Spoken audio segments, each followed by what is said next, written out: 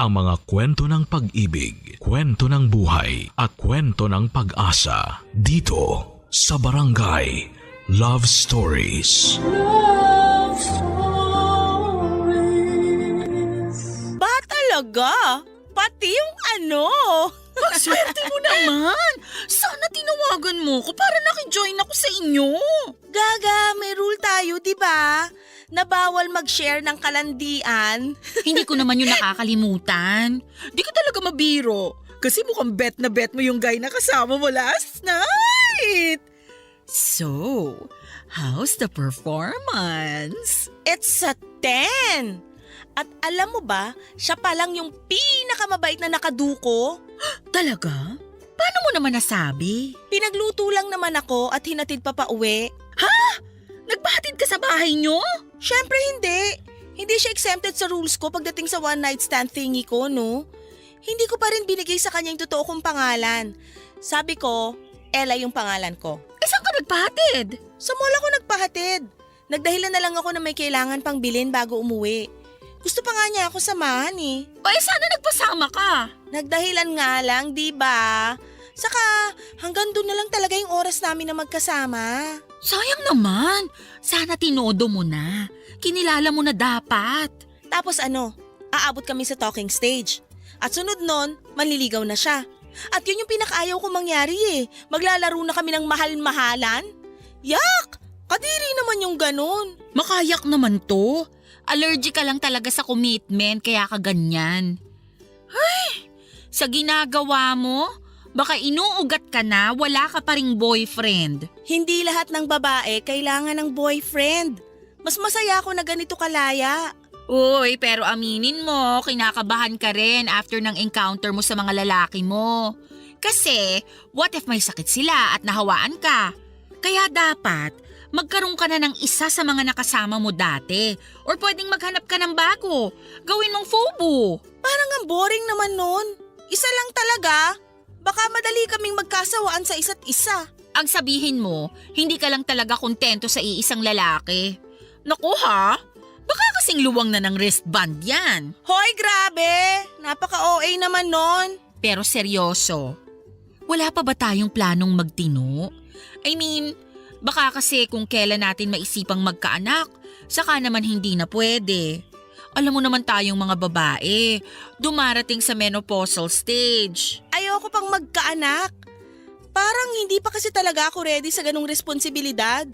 Saka alam mo naman yung sweldo ko, sarili ko pa lang yung kayang buhayin. 18,000 monthly, hindi pa pwede sa may anak. Gets naman kita, lalo na dito tayo nakatira sa city. Mas mataas ang cost of living. Kung nasa 30K siguro yung sweldo, carry na. 30K? Paano yung rent at utility bills? Konti lang matitira sa 30K after mag-grocery. Ay, oo na, huwag ka na lang mag-anak. Lumandi ka na lang.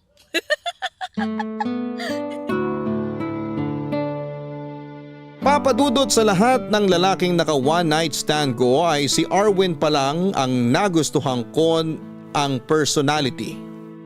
Kahit na isang gabi lang kaming nagkasama, naramdaman ko na iba siya. Parang mas naging interesado pa nga siya noon sa mga hilig ko at ibang mga bagay tungkol sa akin kesa sa sex.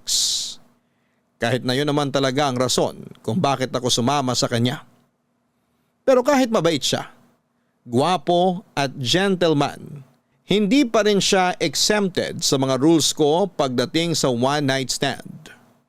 Sa mga sumunod na araw, pinagsisihan ko na hindi ko man lang naitanong ang buong pangalan ni Arwin para na-stalk ko man lang siya sa Facebook.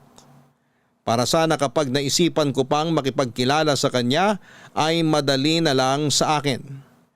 Pero inunahan din ako ng takot noon. Sa unang tingin ko pa lamang kasi kay Arwin ay para siyang yung lalaki na date to marry. Iba lang yung case namin kasi hindi naman matatawag na date yon. Feeling ko kasi noon ay parang mawawala na yung excitement sa buhay ko kapag committed na ako. Kaya hindi talaga ako sumugal sa isang relasyon. After 2 months, saka ko lang na-realize na si Arwin na pala yung huli kong naka one night stand. Hindi na kasi ako nakakalabas-labas noong nabisi na ako sa trabaho at nagkasakit pa.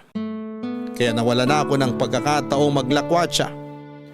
Hanggang isang araw, may napansin sa akin ang kaibigan kong si Yuna, Papa Dudut. Ang sarap, shucks.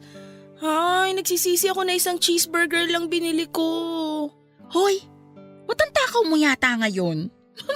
Para namang first time mong makatikim ng cheeseburger. Nagugutom kasi ko, tsaka natatakam ako dun sa amoy ng patty. Parang gusto ko tuloy umorder nito para sa merienda mamaya. Tapos may kasamang mainit-init na fries na isasawsaw ko sa ice cream. Ay, parang ayoko na magtrabaho. Gusto ko na lang kumain ng kumain. Mas gusto ko yung fries. Di kasi ako mahilig sa burger. Uy, mag-share ka mamaya ah. Uy, ano ka ba? Sa akin lang yun. Kulang pa yun sa akin eh. Bakit ba kasi gutom na gutom ka, girl? Hindi ka ba kumain kanina bago pumasok sa trabaho? Kumain naman. Pero nagugutom talaga ako eh. Kulang yung kinain ko kanina. Grabe ha, naninibago ako sa'yo. Kahit naman ako. Hindi ko nga alam kung bakit bigla akong tumakaw ng ganito. Siguro dahil sa stress sa work natin. Hindi na kasi tayo nakakapagwalwal. Inom kaya tayo mamaya? Sige, tara. Pero konti lang ha. May pasok pa tayo bukas. Joke lang. Ayokong uminom ng bitin. Sa weekend na lang. Okay, sabi mo eh. Wala rin naman ako sa mood uminom. Parang mas gusto ko matulog mamaya pag uwi ko. Wow! Ikaw ba talaga yan? Parang ibang Adela ata ang kaharap ko. Sana lang hindi ka sinasapian ng mabuting kaluluwa. Para kang tanga dyan. Kung ano-ano sinasabi mo. Kasi nga nakakagulat na ayaw mong lumabas. Nasanay kasi ako sa Adela na mahilig pumarty. At saka alam mo na. Tapos isipin mo, 2 buwan ka ng ganyan. Kaya nahihiwagaan na talaga ako sa'yo. Wag mo na lang kasi kung pansinin. Kahit tumataba ka na. Ha? Uy, hindi ako nagbibiro ha. Nagkakalaman ka na talaga. Tignan mo yung pisngi mo. Oh, pati ang braso mo. Yung totoo, kailan yung huling beses na nanalamin ka? Kasi sa pagkakaalam ko, sa ating dalawa, ikaw yung masyadong self-conscious. My gosh! Oo nga! Hindi pwede to. Kailangan ko magpapayat. Mag-gym ka. Jim, paano sobrang busy natin? Girl, may weekend naman. Ayoko. Sa bahay na lang ako mag-workout. Plano mo bang magmukmok? Oh, grabe! Hindi talaga ikaw yan. Bakit ba kasi ang kulit mo? Kanina ka pa ah. Hala siya? Napikon ka na dun sa sinabi ko? Nakakainis ka kasi. Kung napapangitan ka sa akin, diretsuhin mo na lang. Uy girl, hindi na ba uso ang joke sa'yo? Ganito rin naman tayo dati ha. Bakit parang bigla kang naging sensitive dyan? Babalik na ako sa table ko. Wala na akong gana kumain. Tsusera ka, naubos mo na nga eh. Hoy, parang tanga naman to. Sorry na. Sorry kung na-offend kita sa mga nasabi ko. Hindi ko talaga alam na ma-offend ka ron. Nasanay lang kasi ako sa biruan natin. Kaya pasensya ka na. Sige na, hayaan na natin yun. Pero gusto ko na talaga bumalik sa table ko. O sige, basta okay tayo ha. Oo naman. Pasensya ka na rin. Nadala lang ako ng inis ko kanina. Papa Dudut, hindi ko alam kung bakit gano'n na lamang ang inasal ko sa kaibigan kong si Yuna. Hindi naman ako gano'n ka-sensitive noon sa kahit ano pang sinasabi niya. Nasasakyan ko pa ang mga biro niya pero noong time na yon, hindi ko maintindihan ang sarili ko. Mabuti na lang at likas na mabait si Yuna kaya nilawakan na lamang niya ang pangunawa niya pagdating sa akin. Pero pag uwi ko noon sa bahay, napag-isip-isip ko ang mga sinabi ni Yuna.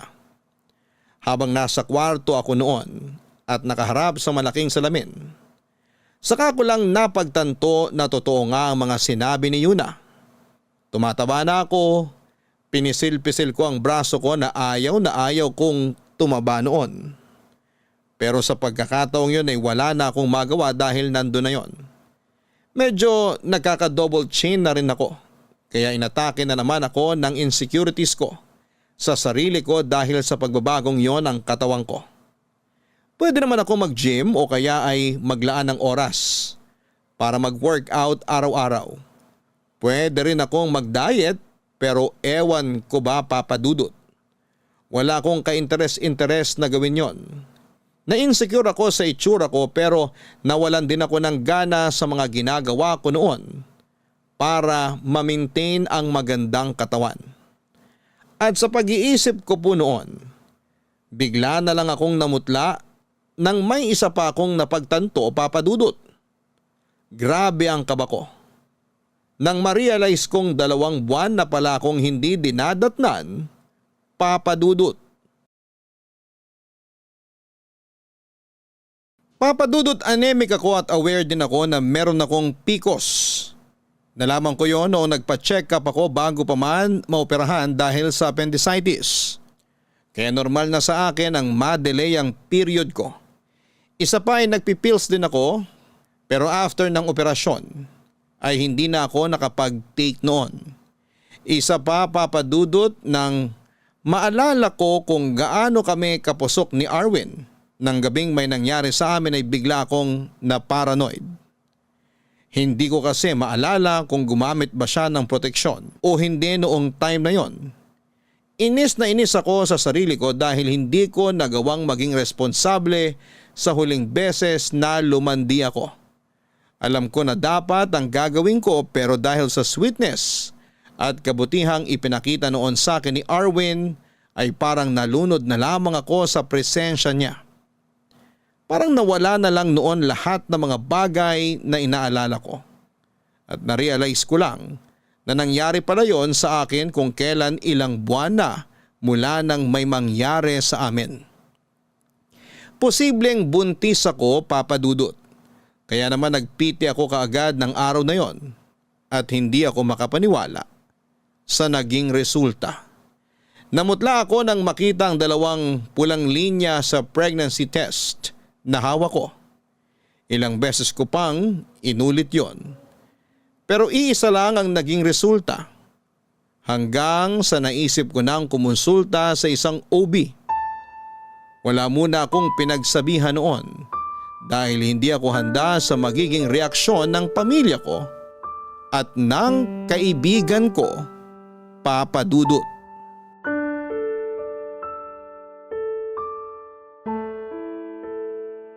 Oh my gosh, girl! Totoo ba? As in, buntis ka?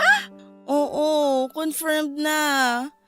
Nagpatingin na rin kasi ako sa OB.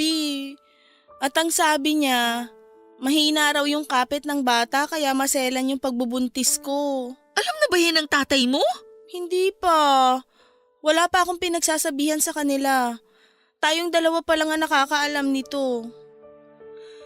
Ay, saka ayoko rin sanang ipaalam.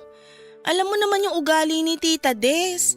Baka sabihin nun ipapaako ko pa sa kanila yung magiging gasto sa pagbubuntis ko. Eh pero paano ka niyan? Maselan yung pagbubuntis mo kaya kailangan mo ng matinding pag-iingat. Ilang buwan na lang hindi ka na makakapagtrabaho niyan. Kaya nga kailangan kong paghandaan yun. Hindi na muna ako masyadong gagastos ngayon para makapagtabi ako ng pera. Pero girl, hindi magtatagal, lalaki na rin yung tiyan mo at malalaman din ng tatay mo na buntis ka. Hindi nila malalaman. O paano? Aalis ako sa bahay ni Tita Des. Maghahanap na lang muna ako ng murang paupahan. Ano? Seryoso ka ba? Mas lalo kang mahihirapan nun. Gagastos ka sa renta tapos mag-isa ka pa. Kailangan mo ng kasama. Kakayanin ko to ng mag-isa. Kasalanan ko naman to kasi hindi ako nag-iingat. Nako ha, alanganin talaga ako sa desisyon mo na yan. Ay, natatakot din naman ako. First time kong magbuntis. Hindi ko pa gustong magkaanak pero wala naman akong balak na palaglag tong bata. Malaking kasalanan yun. O dyan naman ako proud sa'yo. Kasi kahit malandi ka, matino kang mag-isip pagdating sa bata. Gaga ka talaga. Pero kakailanganin ko yung tulong mo ha. Sure, sabihan mo lang ako kung anong magagawa ko for you. Andito lang ako lagi. Basta, ninang na ako agad ng anak mo ha. Oo naman. Kung gusto mo maging second mom ka pa niya eh. Ay, gusto ko yan! Nga pala, kung kailangan mo ng murang paupahan, Matutulungan kita dyan. Talaga? Oo, may paupahan yung tita ko. Pwede ko siyang kausapin para i-reserve yung bakanting kwarto ron. Bahay yun ha, marami kang kasama ron. Pero all girls naman, kaya wala kang dapat alalahanin. Sige, sabihan mo ko kung magkano yung rent para mapaghandaan ko. May laman pa naman yung savings account ko kaya may magagamit pa ako kung sakali. Pero mas maganda kung kakausapin mo muna yung tatay mo. Para hindi siya mabigla na aalis ka ng bahay ng tita Des mo. Kakausapin ko naman talaga siya. Pero hindi pa lang talaga pwedeng sabihin yung dahilan kung bakit ako lilipat. Basta kapag kailangan mo ng tulong, huwag kang mahihiyang magsabi sa akin. Kahit sa pera pa yun, basta meron ako, pahihiramin kita. Thank you ha. Sobrang supportive mo talaga sa akin. Sana ganyan ka pa rin hanggang sa makapanganak ako. Kahit hanggang sa lumaki na yung anak mo, andito pa rin ako. Best friends nga, di ba? Iiyak na ba ako? Uy, gaga. Ayoko ng mga iyak-iyak na yan. Alam mo naman yun eh. Pero ikaw, kailan ka magkaka-baby? Ay nako, tigilan mo ako sa mga tanong na ganyan. Wala pa nga makabuntis sa akin eh. Tumatanda na kasi tayo. Isipin mo kung sa mga susunod na taon ka pa magkakaanak, ang tanda mo na kapag nag-college na yung anak mo. Kakayanin mo pa kaya siyang suportahan nun? Hoy, ano ba? Huwag mo nga akong i-pressure. Kailangan mo na talagang ma-pressure. Kung ako sa'yo, damayan mo na ako sa pagbubuntis ko.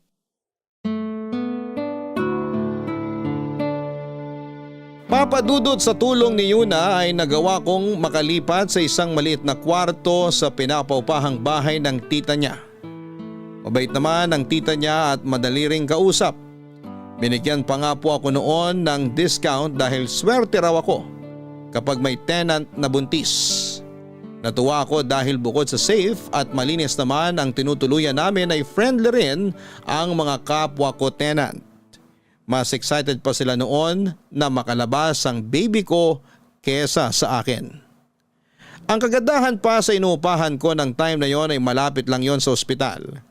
Hindi ako mahihirapan tuwing kailangan kong magpa-check up.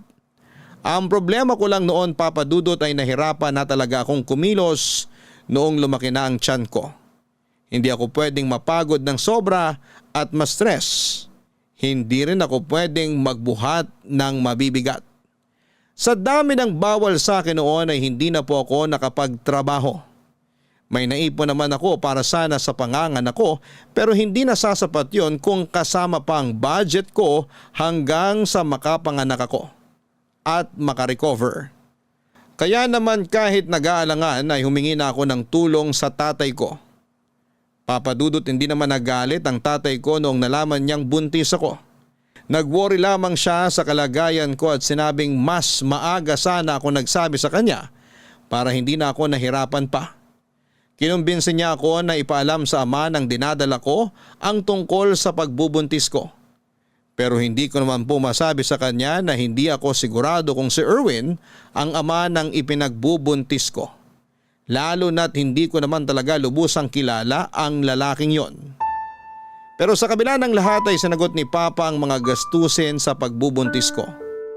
Wala na rin akong nagawa noong pinabalik niya ako sa bahay ni Tita Des dahil kailangan ko raw ng mas komportableng matutuluyan.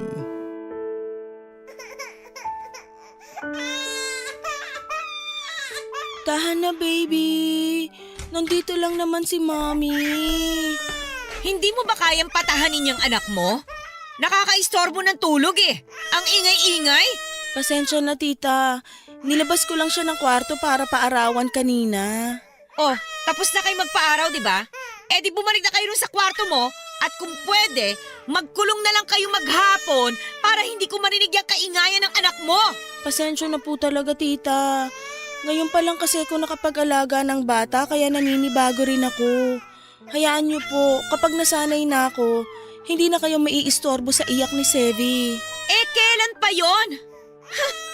Kasi naman lalandi-landi, hindi naman pala handa sa pagiging ina. Kaya po ba hindi na kayo nagkaanak? Kasi hanggang ngayon hindi pa rin kayo handa? At bakit naman ako nasali sa usapan? Wisit ka! Kayo po unang namersonal tita. Sinusubukan ko naman pong makisama ng maayos sa inyo pero kung tratuhin nyo kami ng anak ko, parang sampid lang kami rito. O bakit? Hindi ba totoo naman? Buti nga sa'yo na mismo nang galing eh. Gumagastos naman din po ako rito sa bahay. Saka hindi naman po pera niyo ang ginagastos namin. Kay Papa yon. Yung pera ng papa nyo, pera ko na rin. Paano naman nangyari na conjugal yun hindi nga po kayo kasal? Kahit na! Sa mata ng mga tao, ako na yung asawa ng papa nyo. Sa madaling salita, feeling niyo lang po yun. Pero hindi naman talaga. Bastos ka! Kayo rin naman po Kaya patas lang. Sa susunod na pagsalitaan mo ako ng ganyan, palalayasin kita rito! Di go! Para naman gustong gusto kong makasama kayo rito. Akala niyo ba kapag napaalis niyo ako rito, titigil na si Papa sa pagtulong sa amin ng anak ko? Asa ka, tita. At talagang proud ka pang manandi ka kaya ka nagkaanak? Proud ako na may anak ako kahit na wala siyang tatay. At least ako meron. Ikaw, wala. Kung gugustuhin kang hiwalayan ng tatay ko, baka hindi na siya magdalawang isip kasi madali ka lang namang iwanan. Wala kang pinanghahawakan. Wala kang karapatang pagsalitaan ako ng ganyan. Ikaw rin po, tita. Wala kang karapatang insultuhin kami ng anak ko kasi hindi naman ikaw yung nagpapalamon sa amin. Saka bakit ba big deal sa'yo yung simpleng pag-iyak ng anak ko? Para namang hindi ka dumaan sa pagiging baby. Wala ka talagang utang na loob. Ang tagal ko na kayong pinatira dito, tapos gaganyanin mo lang ako? Marunong po akong tumanaw ng utang na loob. Pero hindi ibig sabihin nun, hahayaan ko na kayong insulto.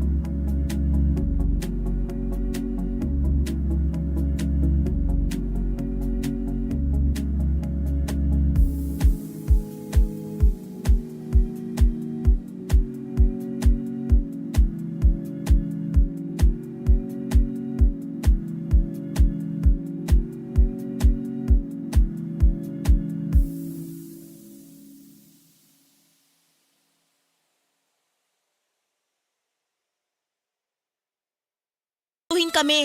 Saka kahit ano namang gawin ko, ganyan pa rin yung sasabihin nyo. Kasi alam ko naman na sa simula pa lang, napipilitan lang kayo na patuloyin kami rito dahil kay Papa. Pero alam nyo, tita, kapag nalaman ni Papa na hindi nyo gustong nandito kami, baka maghanap na siya ng ibang bahay. Tapos, hindi ka na niya uwian kasi mas gusto niya kaming makasama. Lalo na ngayon na may apo na siya. Gustong gusto niya kasi na may baby siyang nakikita. Kaya kapag wala na kami rito, bihira na rin kayong magkakasama. Alam mo, buwisit ka sa buhay kung babae ka! I feel the same, tita.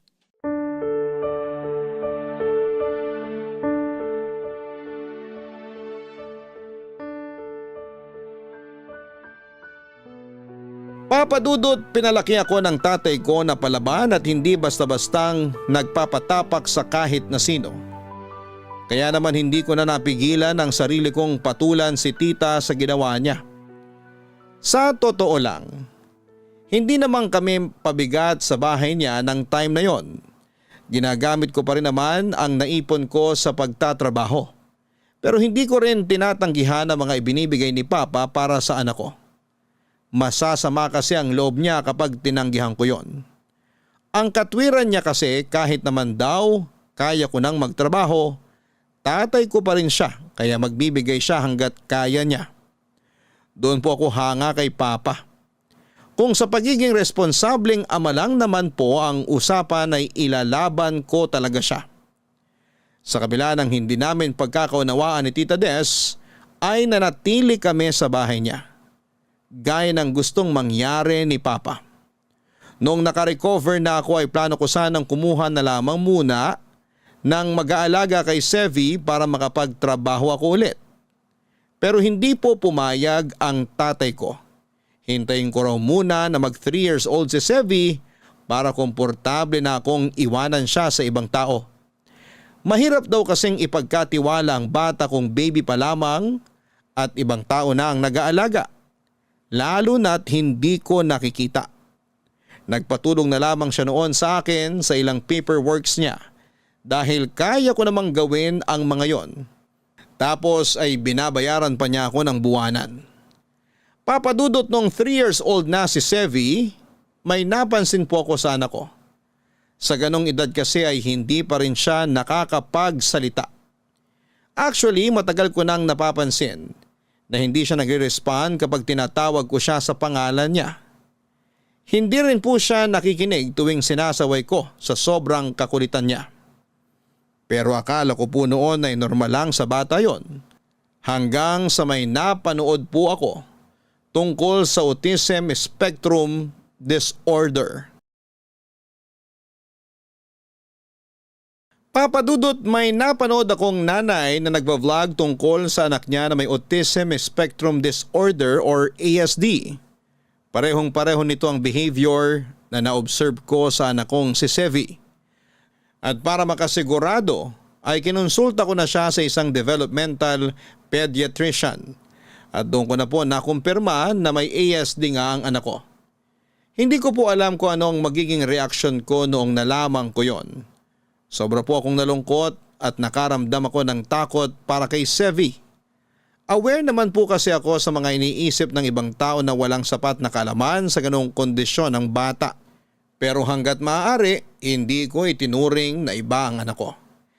Pinalaki ko siya ng normal at hindi itinatago sa mga tao. Hindi naman po yun naging madali para sa akin, lalo na at maraming nagsasabi na hindi siya normal. Marami rin yung kinakawaan siya na para siyang may malubhang sakit at hopeless case ang kondisyon na meron siya. Kaya madalas akong may nakakasagutan noon. Sa katagalan ay nasanay na rin po ako sa mga tao sa paligid ko.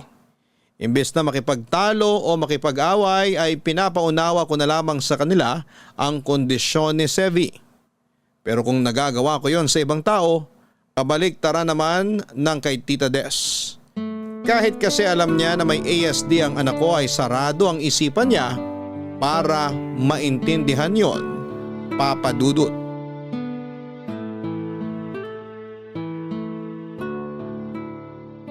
Ay, salamat. Nakatulog din si Sevi. Makakapaglaban na ako.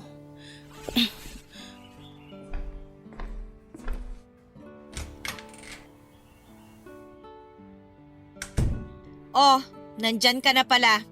Kanina pa ba kayo nakauwi? Kani-kanina lang po, tita. Ay nako, dapat kasi hindi mo na inilalabas yung si Sevi. The more na na-expose yan sa ibang tao, the more na nabubuli yan. Tita, na-appreciate ko naman po yung concern nyo. Pero alam ko naman po yung ginagawa ko. Sinasanay ko siya para mamuhay kagaya ng ibang bata. Hindi ko naman siya pwedeng ikulong na lang dito sa bahay at itago para protektahan. Hindi po ganun yun. O edi ikaw na yung marunong. Sana all. Palabas-labas lang. Pasyal-pasyal. Kung makagastos, akala mo naman may trabaho. Tita, please. Nagsisimula na naman po kayo. Matagal na ako nagsimula. Papunta na nga tayo sa ending eh. Anong ibig niyo sabihin? Eh kasi, ako na mismo magsasuggest sa tatay mo na paalisin na kayo rito. Masyado na kasi kayong masakit sa mata. Pumapangit yung umaga ko kapag nakikita ko kayo. Eh di pumikit ka. Hindi mo na ako madadala dyan sa pamimiloso po mo, no? Maghintay ka lang. Mapapaalis ko na rin kayo rito. Ganon? Eh di good luck po, tita. Wait ko yan, promise. Alam mo, bakit kaya hindi mo hanapin yung tatay ng anak mo? Pamalay mo, panagutan ka kahit malaki na si Sevi. Tsaka sa kondisyon niya, mukhang kailangan niya talaga ng tatay eh. Kaya ko naman palakihin si Sevi nang ako lang yung magulang niya. Kaya mo nga. Pero yung kondisyon ng anak mo, kaya mo pa bang i-handle? Ay, sayang si Sevi. Ang pogi pa namang bata. Ano? Paano naman siyang naging sayang? Eh kasi kulang-kulang yung anak mo eh. Kailangan pa bang sabihin yun para maintindihan mo, Adela? Paglaki niya, baka walang magkagusto dyan. Hindi kasi siya normal eh. At sa tingin nyo, normal kayo sa lagay na yan? Ang kitid ng utak nyo. Pinaliwanag ko na sa inyo yung kondisyon ng anak ko pero anong magagawa ko kung sadyang mahina kayong umintindi? Kahit anong paliwanag pa ang gawin mo, hindi pa rin mababago nun na hindi normal yung anak mo. Kaya alam mo ko ako sa'yo, ilayo mo siya sa akin at sa ibang tao para hindi siya masaktan. Doon kayo! Far away! Okay na sana kung nagmamalasakit lang talaga kayo eh. Pero matagal nang malinaw sa akin yung motibo nyo kaya tigil-tigilan nyo ako, tita. Yun nangyari sa anak mo, alam mo sa tingin ko, karma mo yun. Kasi sa sobrang kalandian mo, yan na nangyari. Hindi ka kasi nakukontento sa isang lalaki, di ba? Parang ikaw din nung bago ka napunta sa tatay ko. Kung hindi naman naging kayo, hindi rin magbabago yung buhay nyo, di ba? Saka yung sinasabi mong karma, para lang yun sa mga kagaya nyo. Wala naman akong niloko at sinirang relasyon sa ginawa ko noon. Isa pa, hindi ko tinuturing na malas sa buhay ko si Sevi. Kahit dumating siya sa panahong hindi pa ako handa, minahal ko siya ng buong buo bilang anak ko. Blessing nga siya sa akin eh. Nagbago yung pananaw ko sa buhay nang dahil sa kanya. Eh kayo, kaya siguro hindi pa nagbabago yung pananaw nyo kasi hindi nyo nga naman naranasan maging ina. Papadudot yun na ang huling beses na nagkasagutan kami ni Tita Des. Umalis kami sa bahay niya hindi dahil sa pinapalayas niya kami, kundi dahil gusto kong palakihin ang anak ko sa magandang environment at hindi sa may kabahay kaming ganon kasamaang ugali. Hindi kasi ako nakakapagpigil tuwing harap-harapan niyang iniinsulto ang anak ko. Ayaw ko naman na lumaki ang anak kong naririnig palagi ang pagtatalo namin ni Tita Des. Ayaw sana ni Papa na umalis kami pero ipinaliwanag ko sa kanya ang sitwasyon namin ni Tita Des para maintindihan niya ang desisyon kong yon. Dahil wala pa naman akong trabaho, nang hiram na lamang muna ako kay Papa ng gagamiting panimula. Nangako ako sa kanya na babayaran yon paunti-unti kapag nagkaroon na ako ng trabaho. May narekomenda sa akin si Yuna sa Makati. Nakahanap siya roon ng 1-bedroom apartment dahil sa sitwasyon ng anak ko. Naghanap na lamang ako ng home-based jobs hanggang sa matanggap ako bilang virtual bookkeeper. Hindi man kalakihan ng sweldo ko noong una ay sumasapat naman yon para sa gastusin namin ni Sevi. Kumuha na lamang ako ng taga-alaga niya para may magbabantay sa kanya kapag oras ng trabaho ko. Papadudot bukod sa trabaho ko ay naghanap po ako ng isang side hustle. Naging affiliate ako ng isang shopping platform at naisip ko rin pong mag-online selling ng mga ukay pero branded na damit. Wala na po akong naramdamang hiya o kaartihan noon dahil kung hindi ako didiskarte ay walang mangyayari sa amin ni Sevi. Nakakapagod at nakakadrain ang ginagawa ko noon. Hindi ko na naisip na maglakwatsa at hindi na rin po ako nakakabili ng mga bago kong gamit sa kagustuhang makaipon para sa future ng anak ko. Bala ko po kasi siyang i-enroll sa school para sa may kondisyong kagaya niya. May kamahalan lamang yung tuition kasi private pero malaking tulong naman yon sa progress ni Sevi.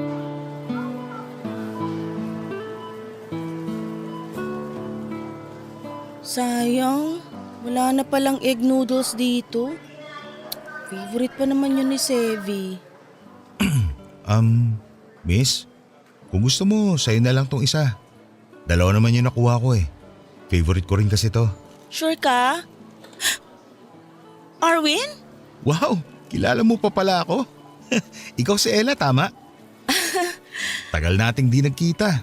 Kamusta ka na? Okay lang naman. Ikaw? Eto, pogi lang. Wow ha, believe talaga ako sa confidence mo. Sa confidence na nga lang kumakapit eh. Mukhang marami-rami kang pinapamili ah. Tulungan na kita maghanap ng mga bibilin mo para mabilis ka matapos. Ha? Wag na. Okay lang ako, kayang-kaya ko na to. Para sana makapagkwentuhan pa tayo kahit sandali lang. Ngayon lang naman to. Kasi paglabas natin dito, siguradong di mo na ako papansinin. Uy, di naman. Kaya nga pumayag ka na. Sige na nga, baka di mo rin ako tigilan eh. Ano pa ba yung kulang dito sa cart mo? Toiletries na lang. Okay sige, nandun lang naman yun sa kabilang section. Tara. Nag-grocery ka rin pala. Oo, mas gusto ko kasing ako'y namimili ng mga kailangan sa bahay. Lumipat ka na dito sa Makati? Oo, kapatid ko na yung nakatira doon sa bahay na inuuwian ko dati. Actually, sa parents namin yun. Binigay lang sa akin. Pero matagal ko nang gusto lumipat dito. Maganda kasi offer sa akin dito sa Makati kaya pinatos ko na. Bumili ka ng bagong bahay? Condo unit lang. Buti ka pa. Ako kasi nag-rent lang. Okay lang yan.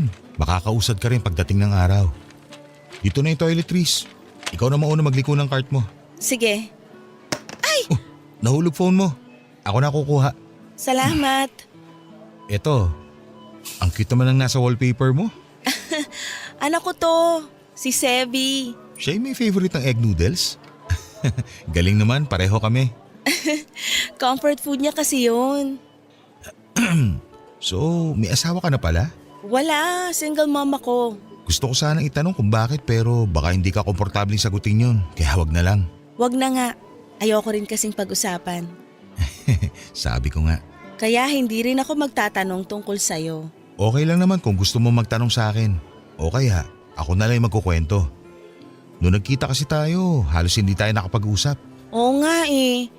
Pero gano'n naman talaga kapag one night stand lang, di ba? Na-break ko na nga yung isa sa rules ko nung hinatid mo ko eh.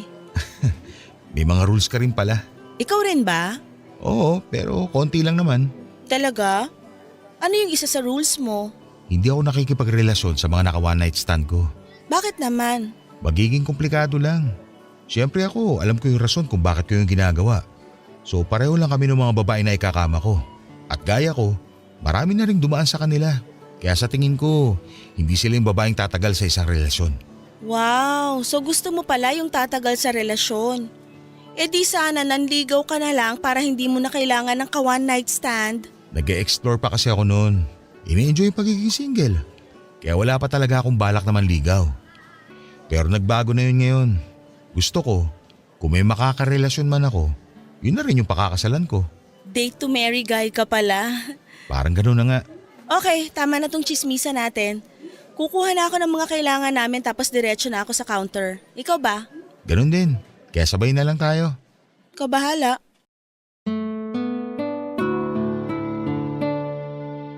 Papadudot kahit umiwas ako noon sa usapan tungkol sa ama ni Sevi, ay hindi ko na napigilan ang pagtatanong ni Arwin. Lalo na noong nalaman niya kung ilang taon na ang anak ko. Parang may iba raw kasi siyang nararamdaman noong nakita niya yung wallpaper ko noong time na yon. Naging honest naman ako noong tinanong niya kung may ibang lalaki pa ba akong nakasama matapos yung nangyari sa amin. Sinabi ko na rin na posibleng siya ang ama ni Sevi pero niremind ko rin siya na huwag munang mag-assume hanggat hindi pa napapatunayang mag-ama nga sila.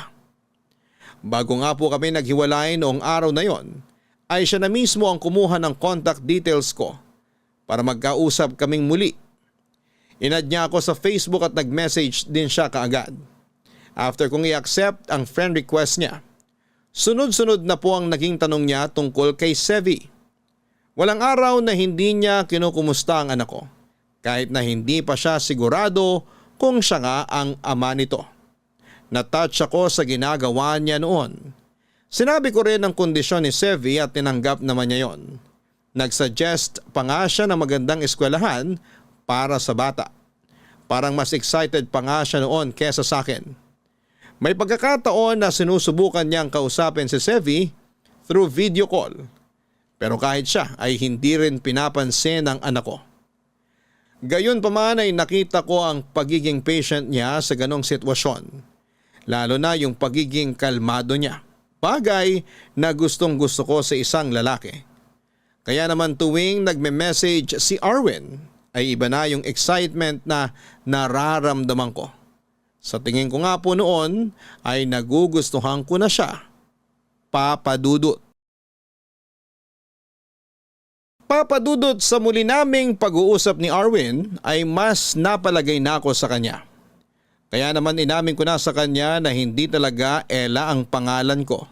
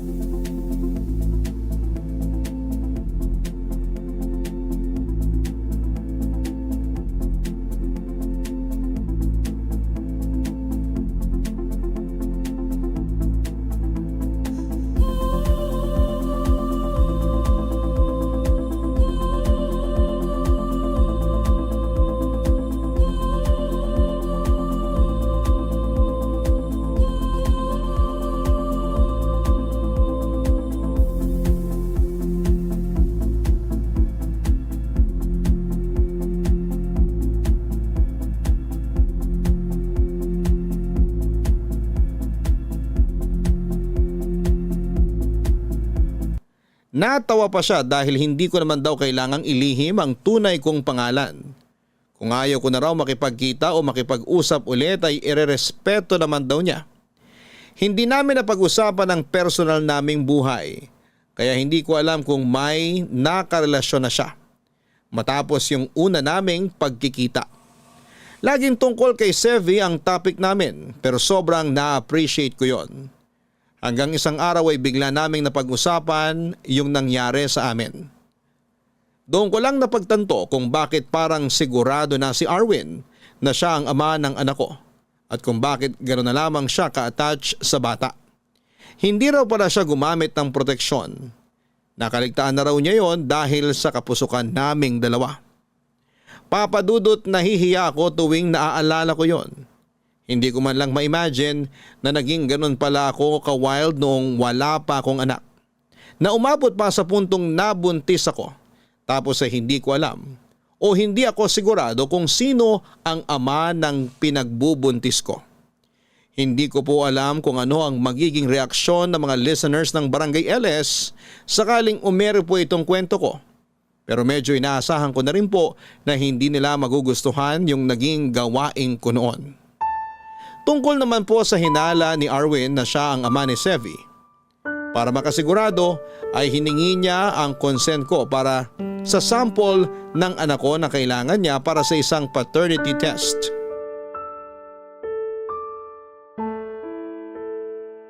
Okay ka lang ba? Oo naman. Ikaw nga dapat tanungin ko niyan kasi hindi mo pa binubuksan yung envelope. Gusto ko kasing sabay tayo makaalam ng resulta. Ikaw na ba magbubukas o ako na lang? Ako na lang. Okay, buksan mo na. Ay, sana positive. Kabado ka pa rin no. Tingnan mo na kaya. Nabuksan mo na eh. Eto na, promise. Positive! Adela, nag-match kami! Yun! Ano ko sa Sevi? May anak na ako! Daddy ka na. Pwede ba akong ilagay sa birth certificate niya bilang tatay niya? Well, pwede naman pero may proseso yon. Willing ka bang maabala? Kahit ano para kay Sevi. Sana hayaan mo ako magbigay para sa mga gastusin niya. Sa therapy niya, sa mga gamit niya, sa tuition niya, lahat. Ikaw na maraming ipon. Hindi naman. Matagal na rin kasi ako nagtatrabaho at wala naman ako sinusuportahan. Yung parents mo. Baka ako pa yung bigyan nila. Hindi kasi sila nanghihingi sa amin. Kaya kami na lang yung nagkukusa. Pero mga regalo lang o kaya pagkain. Hindi nila tinatanggap pag pera. Pakisabi sa parents mo magpapaampon ako. Kami ni Sevi. Ako na lang ang aampon sa inyo. Talaga? Kaya mo bang umampon ng dalawa? Sama mo pa pamilya mo. Uy, biro lang ha. Baka mamaya isipin mong napakayabang ko namang tao. Hindi naman ako ganun. Since mukhang financially stable ka na, hindi mo pa ba naiisip na magkaroon ng sarili mong pamilya? May anak na ako, di ba? I mean, yung may asawa ka, ganun. Hindi pa namin napag-uusapan ng girlfriend ko yung tungkol sa kasal. Busy pa kasi siya sa karir niya eh. May girlfriend ka na pala. Oo, 2 years na kami. Actually, magkakasundo kayo nun. Special education teacher siya. Matutulungan niya rin si Sevi. Mabuti kong ganun. Okay ka lang ba? Parang nanamlay ka bigla. May iniisip lang ako. Iniisip mo ba kung paano sasabihin kay Sevi na ako yung daddy niya? Hindi ko alam kung maiintindihan niya na yung ganitong bagay, pero makakatulong kung palagi ka niya nakikita at nakakasama. Walang problema sa akin yun. Palagi ko siyang pupuntahan. Pero tingin mo magiging okay lang lahat to sa girlfriend mo? Oo naman. Maiintindihan niya yung tungkol kay Sevi. Yung sa atin, nangyari naman yun bago pa naging kami. At hindi ko rin alam na may anak na pala ako. Ikaw rin. Hindi ka sigurado no na ako yung ama. Kaya sa tingin ko, magiging okay pa rin kami kahit malaman niya yung tungkol sa anak natin. Sana nga. Ayokong maging dahilan kami